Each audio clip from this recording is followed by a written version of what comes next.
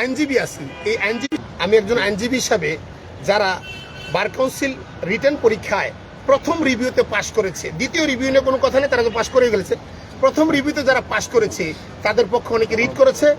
আমরা আশা করি যে হাইকোর্ট এবং বার কাউন্সিল একটা ন্যায় বিচার করবে। আমরা প্রত্যাশা করি হাইকোর্ট অবশ্যই আমাদের জন্য একটা ন্যায় বিচার করবে। প্রায় 1400 কতজন 1340 জন রিভিউ রিড করেছে, তাদের পক্ষে রিড করেছে অনেকে।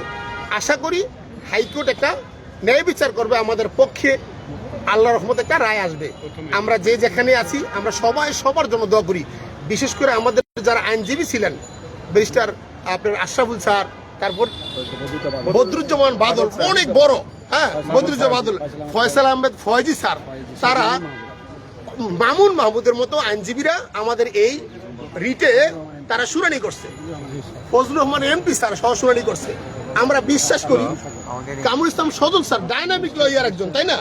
তাহলে এইরকম নাসিরুদ্দিন ওয়াসিম স্যারও ছিলেন একদিন। তাহলে মাহবুব রহমান খান আমার প্রিয় স্যার, নারায়ণগঞ্জ বাড়ি।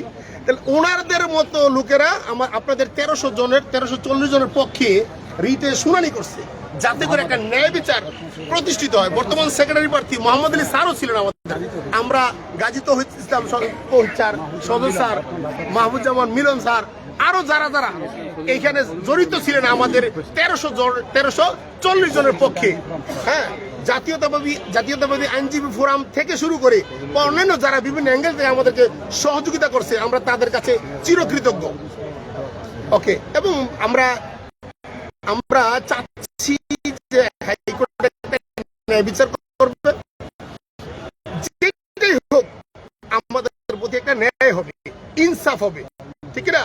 দল মত নির্বিশেষে, যেহেতু আপনারা অনেক কষ্ট করছেন, আবার নতুন করে পড়ালেখা করা শুরুটা কষ্ট, তাহলে সবার জন্য দোয়া করবো। বিশেষ করে আমরা তাদের কাছে কৃতজ্ঞ, কোর্টের সাবমিশন যারা করেছেন তাদের কাছে আমরা বেশি চিরকৃতজ্ঞ। আমরা সারা জীবন তাদের কাছে চিরকৃতজ্ঞ থাকবো।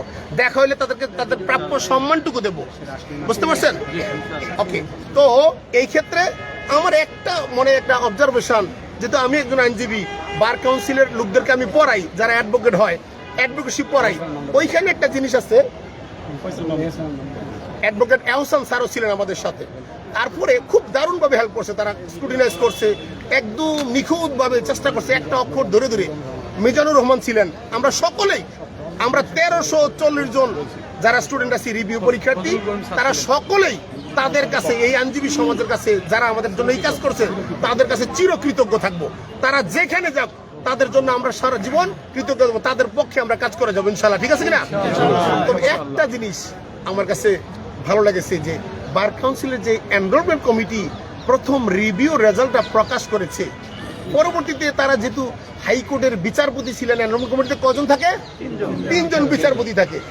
একজন থাকে কি নির্বাচিত প্রতিনিধি, আরেকজন অ্যাটর্নি জেনারেল। এই 5 জনের একটা কমিটি একটা রেজাল্ট দিছে। আর এনরোলমেন্ট কমিটির সিদ্ধান্ত, পরীক্ষার ব্যাপারে সকল সিদ্ধান্ত নিবে কে? Enrolment committee. এই সিদ্ধান্তটা কোনো কারণে হয়তো বাতিল হয়ে গেছে, আশা করি এই সিদ্ধান্তটা আবার পুনর্বহাল হবে, ঠিক না? আমরা কোর্টও এটা বিষয়টা আনছে যে সিদ্ধান্ত দেওয়ার ক্ষমতা তাদেরই আছে। 11B-তে আছে, আর্টিকেল কত 11B এখানে আছে, বলা আছে 5 জনের কমিটি, তার সমতে 11B। ওকে, তারপর যদি আপনার হতাশ হন, তাহলে আমি বলবো আপনি ইনসাফের পক্ষে নাই, আল্লাহর উপর আপনার ভরসা কম আছে। আমরা সবাই কার উপর ভরসা করবো? আল্লাহর উপর। আমরা সবাই সবার দোয়া করবো। যদি আপনাদের কোনো সমস্যা থাকে আমাকে ইনবক্স করবেন, আমার ফেসবুকে নাম্বার আছে, আমি চেষ্টা করবো সবারে কমেন্টসে জানাই। এতটুকু করতে করি 2টার দিকে আবার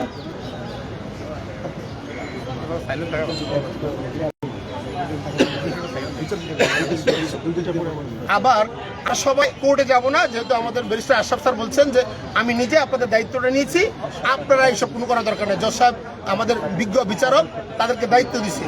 এরপরে আপনারা কেউ কোর্টে যাওয়া দরকার নেই, শৃঙ্খলিত থাকবো। আমরা এখানে অপেক্ষা করি, দেখা যাক 2টার মধ্যে কি আসে রেজাল্ট। হ্যাঁ, 2টা আল্লাহর কাছে আমরা সবাই দোয়া করি, ঠিক আছে? সবাই সবার জন্য দোয়া করি। হিন্দু ধর্মের লোকেরা তার মতো করে প্রার্থনা করবেন, খ্রিস্টানরা তার মতো করে করবেন। আমরা যেহেতু মুসলমান, আমরা আল্লাহর কাছে দোয়া করি, নামাজ পড়ে দোয়া করি।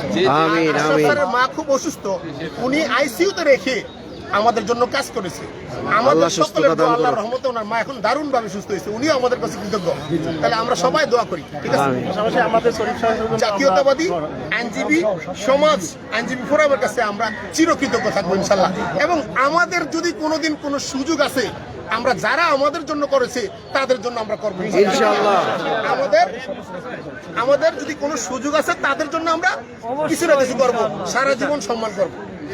সবাই সবার প্রতি দোয়া চাই। আমি একজন আইনজীবী হিসাবে আমার মন গলে, হৃদয় গলে, কান কষ্ট লাগে। এই জন্য আইনজীবী সমাজের পক্ষ থেকে